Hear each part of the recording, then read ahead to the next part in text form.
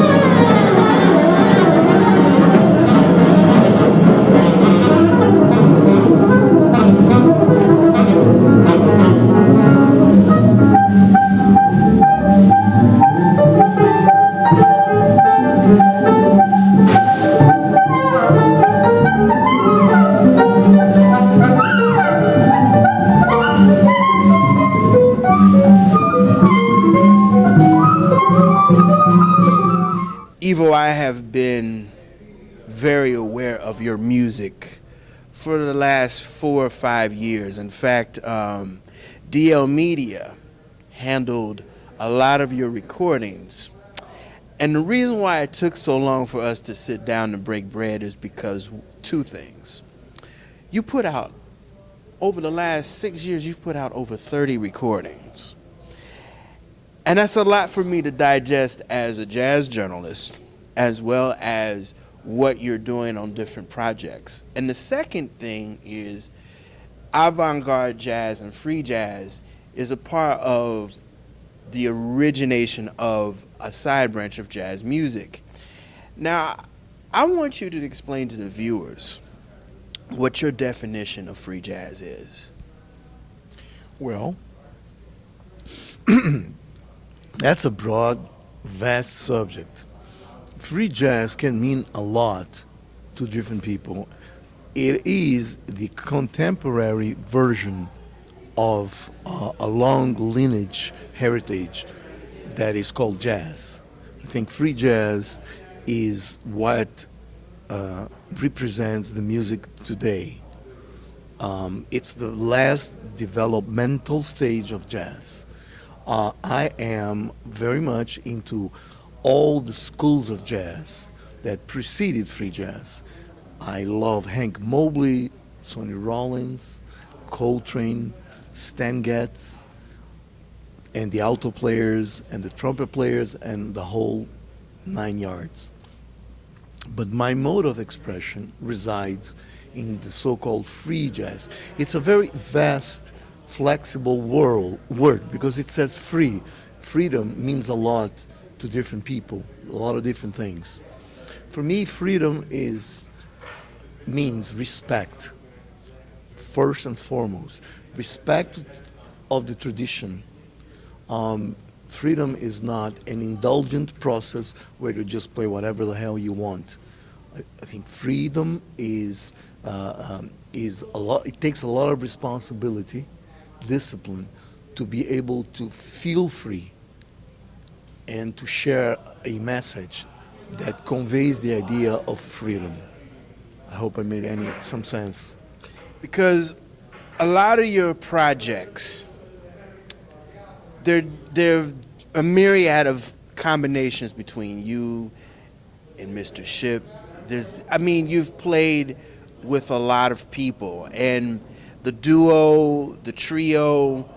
The thing that's very interesting in the context of what you do is that you don't really allot yourself to rehearse. A lot of your rehearsal and what you do, which is the end, is on the band stage or when you're recording. Yeah, there shouldn't be any rehearsing this music because we are trying to capture the moment. And you cannot foresee the moment. You have to live it when it happens. So a lot of the freedom I was talking about in the previous question has to do with the rhythm concept. You know, the idea of rhythm. For me, the idea of rhythm underscores this music that I do. And the way I feel rhythm, it's like an oval. It's an expandable and contractible oval process, a continuum with no stale divisions.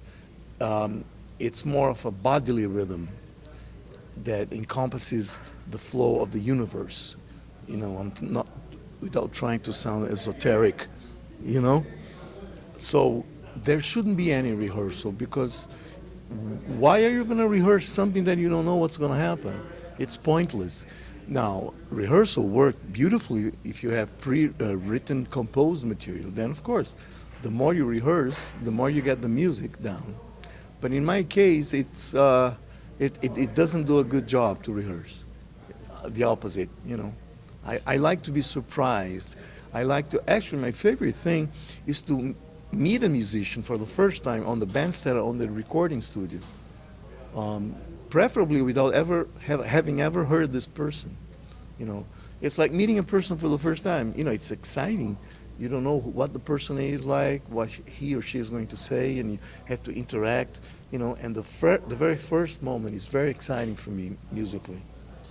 you're a very deep musician, and most avant-garde musicians have a very, very rich and deep soul from a spiritual side as well as the music side, the studying part. And you being from by way of Sao Paulo, Brazil, you started off diametrically on the opposite side of the music scale. You were a classically trained guitarist and you stopped. I got to ask you about the beginnings of that because there were some things that you did afterwards that you were still trying to do to find yourself. Why did you automatically come to that point in the road where you just stopped? When I stopped playing the guitar? Yes. Yeah, well, the classical guitar, the nylon string guitar, is extremely popular in Brazil. I don't know if you knew that, but there's a lot of great guitar players that come from Brazil, nylon string. And also they play bossa nova and all that. And I was sure into that. And ever since I was 6 years old, I was playing the guitar, and I got pretty good. I did all the classical school and the tarega and all that. But I could never feel myself at home playing music that was written by somebody else. And my teacher, I used to fool my teacher. I never read the material. I memorized the material. It didn't feel natural for me to read music. You know, it was an obstacle to my feelings. It had to come straight from my heart to the instrument, to the public. I'm not saying that reading music is a bad thing.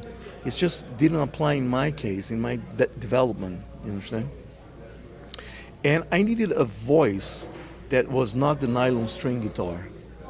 And it took me a lot of guts to say, no, I don't want to do this anymore, because I got to be pretty good. But I wasn't happy with it. So I tried the mandolin, I tried the electric guitar, the cello, the trombone, the piano, the clarinet. And I finally started to play the tenor saxophone kind of late. I was 16, 17. And to this day, I remember when I put the horn in my mouth, it was a revelation. I mean, I will never forget that day.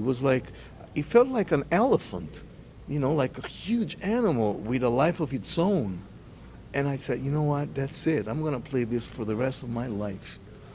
But it took a lot of guts to say, no, I'm not going to go on with the guitar. It took a lot of guts to do that.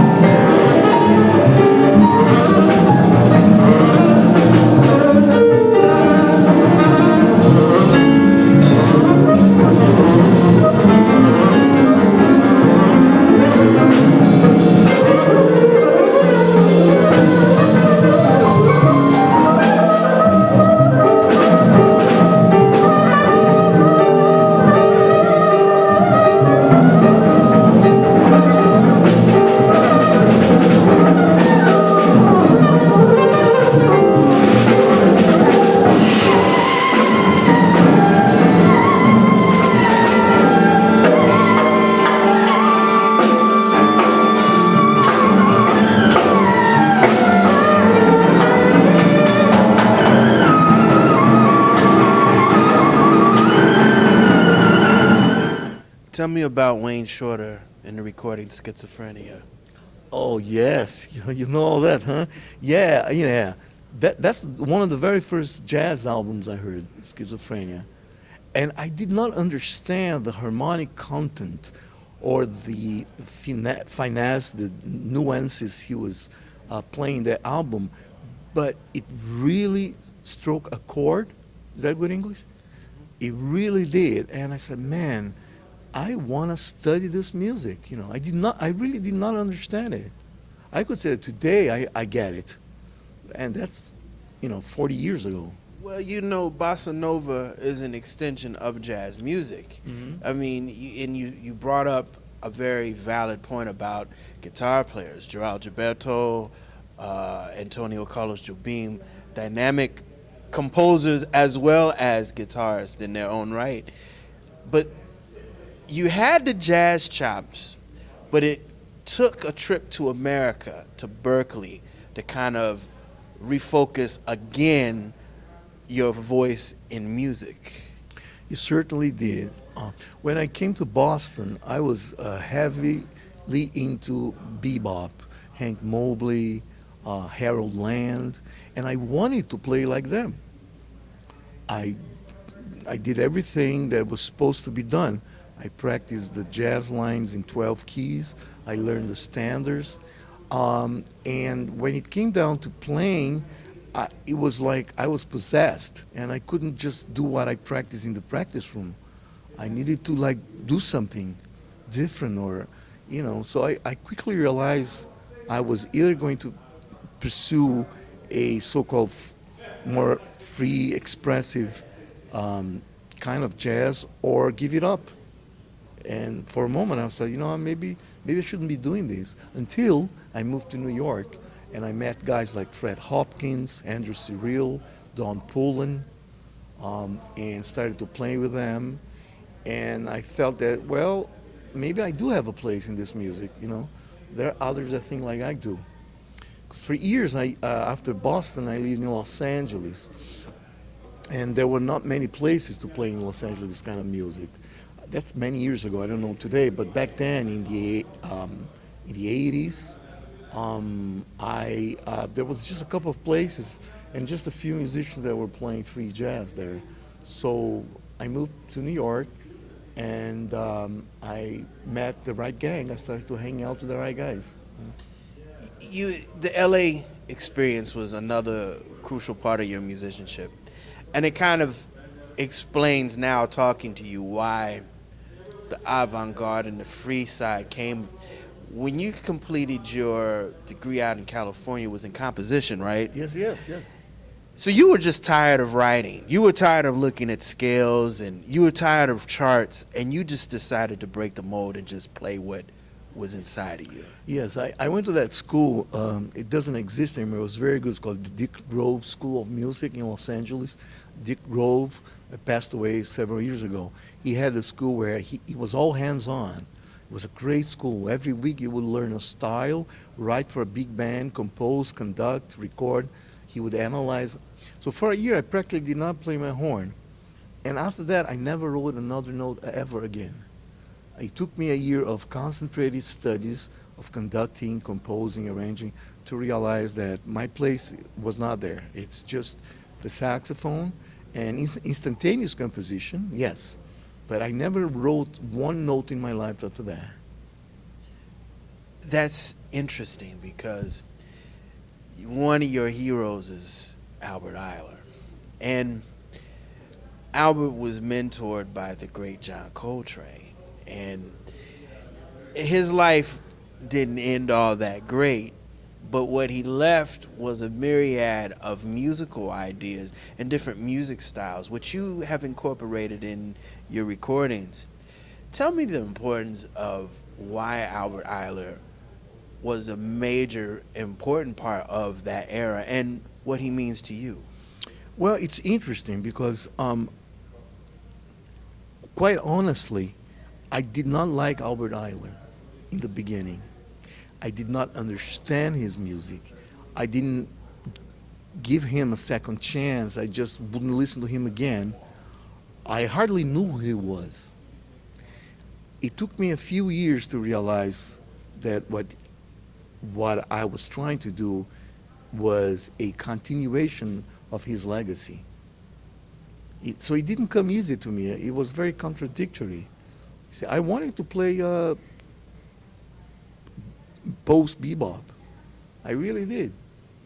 But like I said just before, something would happen when I was playing with other musicians, and I had to like. It's hard to explain what it is. It's a very spiritual journey. It really is. And later on, I realized the immense legacy of Albert Ayler. Um, he was a genius. I mean, he took jazz from here and took it here. I mean, a catalyst of huge proportions. You know, he was way before everybody else.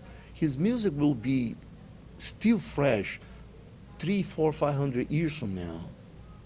You know, and I guess he paid with his life, because you know, if you are Albert Ayler and you have all that much to give, and you don't get the recognition, and you know, in the 60s, you know, it's hard today. Imagine back then, you know. So He committed suicide.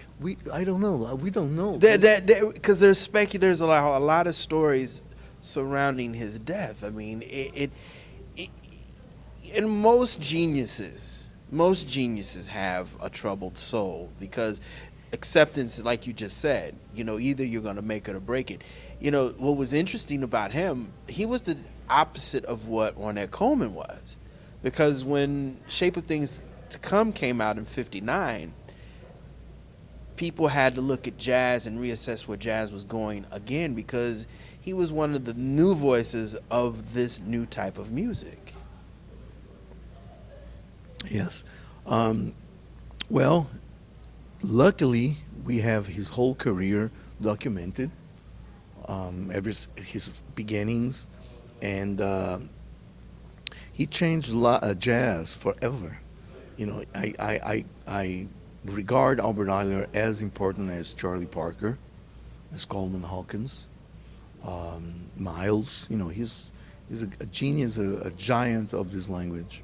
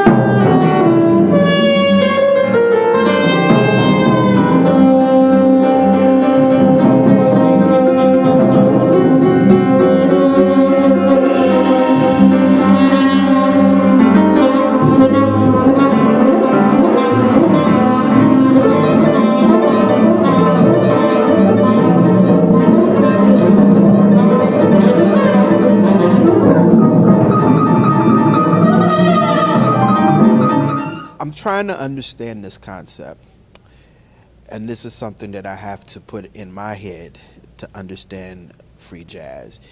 You developed a harmonic language while listening to yourself perform, and you did this by doing something that I thought was very interesting. You studied trumpet music of the 16th and 17th century. Yes, yes, I did this very heavily in a concentrated manner, and to this day I still do that. Um, I started to approach the saxophone as a brass instrument because I could see the immense potential that has. You see, the saxophone is a hybrid between, well, it was meant to be a hybrid between a brass instrument and a woodwind instrument. A powerful, loud instrument, street instrument, a band instrument that would have the flexibility of the clarinet. But the brass part hasn't been approached to this day, I believe. So I practice every day the harmonic series on the saxophone like trumpet players and trombone players do. In other words, I don't use my fingers or the keys. I just, everything I do, I practice from the breath control. And that gives me an immense control over the harmonics, the high end, and it enriches the low end of the saxophone. So I went back to the 1600s and practiced out of Baroque trumpet books because those guys back then didn't have valves. Neither had the French horn guys. So I also practiced the French horn music from the early period, the trumpet, and there's a legacy of that. I mean, only in the 1800s that the valves became popular in brass instruments. So everything before that, you had to be pretty good. You have to have it here, you know. And they did great music back then, you know. They didn't have the valves. So that brought a new understanding of the saxophone. And I practice to this day. Every day I began my practice study doing this, you know. Would you say that practicing is better than actually the technique that you are doing? Because, you know, we know the musicians woodshed. They play for hours on end. But the way you approach music is a little different. Would you suggest people to continue to woodshed, or do you have another approach that you would suggest them to become a creative person in their own right? Well, I think you can foster creativity through certain techniques, but being creative is a personality trait. Like I have blue eyes or green eyes, or I'm tall or short. Everybody is in a way creative. We are creative beings. But some people have it more pronounced. Some people, they have a more intense need to be creative. I think discipline is the key to any and every creative aspect of anybody. I encourage everybody to practice and be serious about learning the instruments. And I practice hours and hours on end, as if I was going to give a recital playing Bach music. I take it very seriously, only to dismantle everything and let my inner soul speak through when the moment arrives. But that preceding discipline part is crucial to the development. It's what I was talking about. You have a lot of responsibility when you're playing free music. You can't indulge.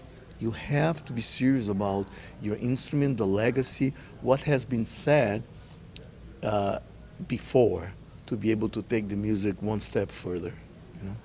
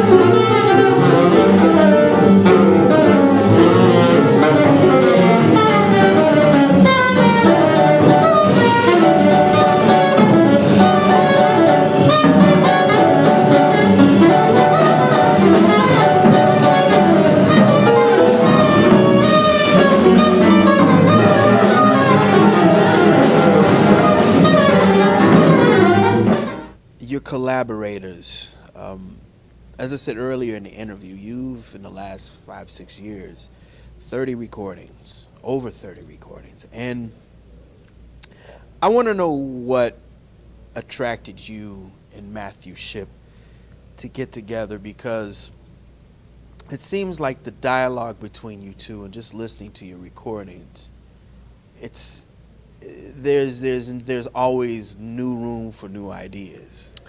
Well, that's how I feel. I feel it's an endless source of inspiration playing with Matt.